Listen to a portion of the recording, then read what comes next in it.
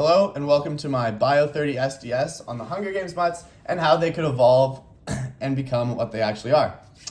I'd like to say before we start a big sorry for the format, but PowerPoint sucks to record with. So this is what we're doing.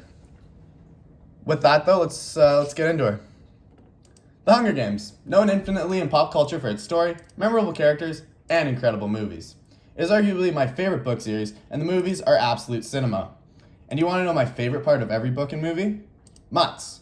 Easily the most insane part of the Hunger Games franchise, the thought of using genetically modified organisms to hunt and kill tributes is so unbelievably insane, it's genius.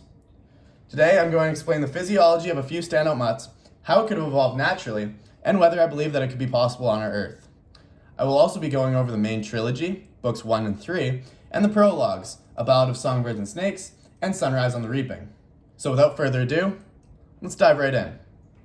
Starting in the first book, we have a wide range of mutts that we can look at. Notably are the Jabberjays and Mockingjays. Now, the Jabberjays are the actual mutts created by the capital to spy on rebels and relay entire conversations and sound back to the capital. This isn't entirely out of the realm of realism at all. On Earth currently, there are parrots that can mimic voices, including inflection and tone used. Parrots are able to create these voices by using what's called a syrinx and its tongue to manipulate airflow and create the mimic effect. That, paired with extreme intellect and overall brain size, allow it to create sound. Now, let's say that the Jabberjay came from the same branch in evolution that mockingbirds did. As we know, they can fornicate with each other. Unless the Jabberjay had environmental reasons to develop a syrinx, it probably would not. Moreover, we know from description in the book and the movies that the Jabberjay is quite small, meaning its brain size would be comparable to a blueberry. With that, I deem the Jabberjay to be impossible. In the same book, we have trackerjackers, a yellow jacket mutt that has hallucinogenic venom and is deadly in high doses. Their bodies are about twice the size of regular wasps and have chrome gold bodies. They're very territorial over their nest and were used by the capital much like a landmine would be used, being placed in places that rebels would be. Their stings cause extreme confusion and disorientation of both motor skills and general perception. Their stings also cause major swelling at the site and can be as big as an orange. The trackerjackum's venom is what makes it stand out the most. In real life, the closest thing we have are red harvester ants. Traditionally, the indigenous people would ingest the red harvester ant to vision quest, as the ants were highly potent with hallucinogenic venom, making the person catatonic and experience very similar results as the trackerjackers. As well, the trackerjacker's size is very realistic, with the Asian giant hornet being slightly bigger than the book describes. The behavior of trackerjackers also allows them to be viable, as they basically act like super pissed off wasps. Their chrome gold color isn't that special either, because there are many shiny bugs within our world. Overall, I believe that the trackerjacker could be possible if they were to have evolved from an ancient form of wasp, and if it needed to develop the need for an intense sting, and most importantly, bugs can get really big. In the second book, Catching Fire, they really stepped away from the mutts. There were very few additions to the mutt catalog, with the only new mutt being added were these large monkeys found in the arena. They had long claws and are shown in the movie to look like a mandrill ape. The only main difference that they have from real monkeys are the long claws. However, I believe that these could be feasible in our environment and our Earth. The claws, while extremely unnecessary for most herbivore monkeys, are possible to have evolved or develop a need for it. For example, a monkey that needed to cut through stems or bark to get bugs, or maybe a carnivorous monkey that uses them to hunt prey. Either way, the evolutionary advantages for long claws are very possible and realistic. The last mutts seen in the original trilogy of the Hunger Games are humanoid lizard mutts that attack the main group in the sewers of the capital. They're about 7 to 8 feet tall and have smooth green skin, much like a frog or sea slug. Strong jaws filled with jagged teeth, slit-like noses, and no visible eyes. They are also made to smell like fragrant roses, much like the leader of the capital, President Snow. In the book, they describe them as massive, vaguely human-like, with stretched white skin and scales with long claws.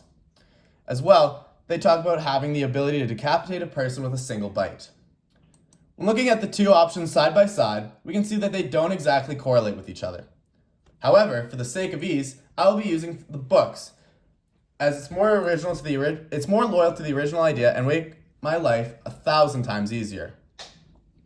With that, however, it still becomes quite difficult to find a way evolutionary that these massive reptiles could have been made, and not only that, become bipedal. The largest lizard in our world is the Komodo dragon, with males being 10 feet long. Though they are bigger than what we need, they have very little way to become bipedal without still having a huge tail. Not only this, but the bite force to cleanly decapitate a human is roughly 7,000 psi or 31,000 newtons of force.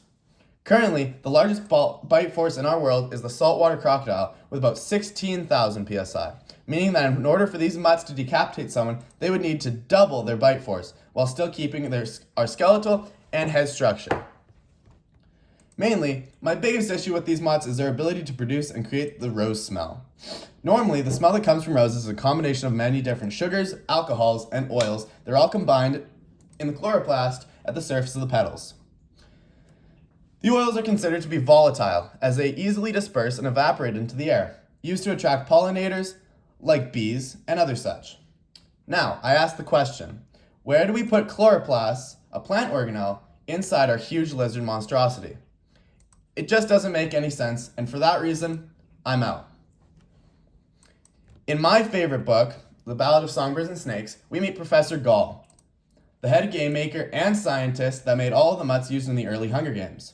Of those, the most important ones that we see are long, colorful snakes used in the 10th Hunger Games. They're designed to have a cute sense of smell, extreme speed, and very potent venom that would paralyze and kill. Now, I do not want to hate on the books or the movies because, as I said before, they are absolute cinema. However, these mutts are barely mutts at all. Better Smell has to be the lamest addition ever, and the fact that they say that they can outrun a child is like saying, yeah, I made an animal that can do what most animals do, but slightly worse. The worst part of all is that the black mamba, a snake found in Africa, is faster, stronger, and has more potent venom than shown in the movie.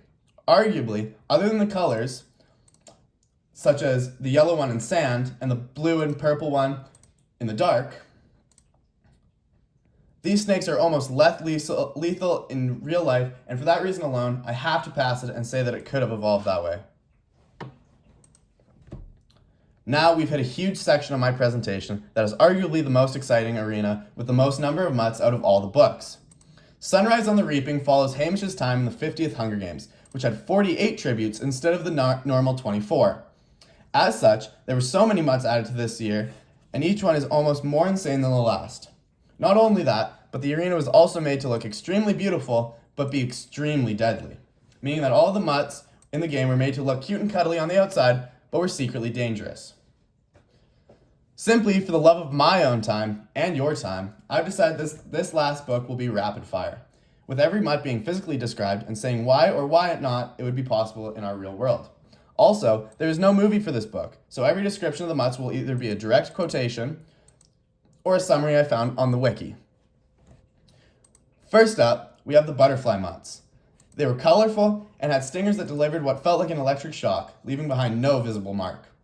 There are two options for this. Either they can actually generate electricity, or they have stings that cause nerve pain very quickly, but don't have lasting effects. Both options are also very valid, and there are animals in our earth, like electric eels or the solitary bee, that can do this. Overall, I give this a resounding pass. Next up are the bat mutts. These bats were about the size of a fruit bat with transparent wings tinted every color of the rainbow. With two back feet that have 4-inch claws. They're about the size of a fruit bat. There are its claws. And it's very possible that it could have a transparent body. However, the fact that it's iridescent makes them a little less believable. This is simply because the bat wings would need to break apart the light going through it like a prism on a microscopic level. Overall, I give this a fail simply because it seems too unbelievable to have that in its wings. Following that are the golden squirrel mutts. They're fluffy golden squirrels with golden fur, and they were entirely shown to be carnivorous and were seen hunting in packs and eating the meat off human bones super fast, kind of like those cartoon piranhas.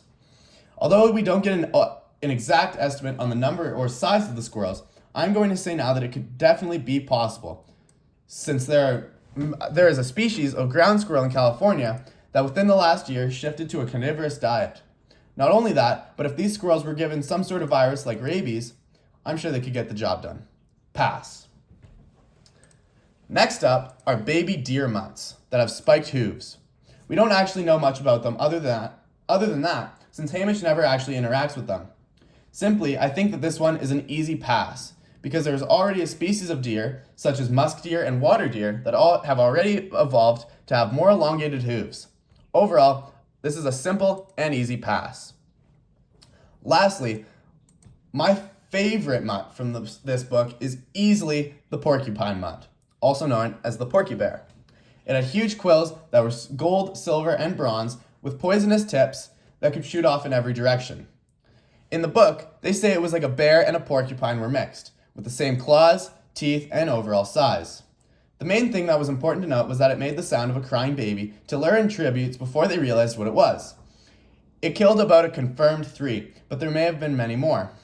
It was easily lured away by throwing olives until it became distracted and just wandered off. Overall, this one is the hardest to justify, simply because it's so wild. But let's run through all of the holes that could be an issue. A. Quills on a porcupine cannot shoot. All they can do is break off. 2. Porcupines have quills for protection from predators, whereas bears are built to be apex predators. When an animal has one, they rarely need the need for another. 3. The crying baby sound. There is no evolutionary reason for an animal to sound like that, unless it's entirely by coincidence, or it developed a need to lure in humans. Both are very unlikely. 4. For an animal to have metal literally growing from its body, it would need to ingest it somehow and have a way to restore it when it's lost. Gold and silver are not found in any common foods, and bronze is an ally of both copper and tin, meaning that there's no way it could have been made naturally. Overall, I'm going to have to give this one a fail. There is no way in our world that an animal could develop like that in any way, shape, or form. And that is all of the mutts from the Hunger Games. I'm not going to lie, I feel like I was pretty scientific in my answers, and I simply love the books. And I just thought that this was super cool, not just for a project, but that this is something that I would genuinely sit down on YouTube and listen to for an hour. Anyways, I hope you enjoyed hearing me yap, and I'll see you later.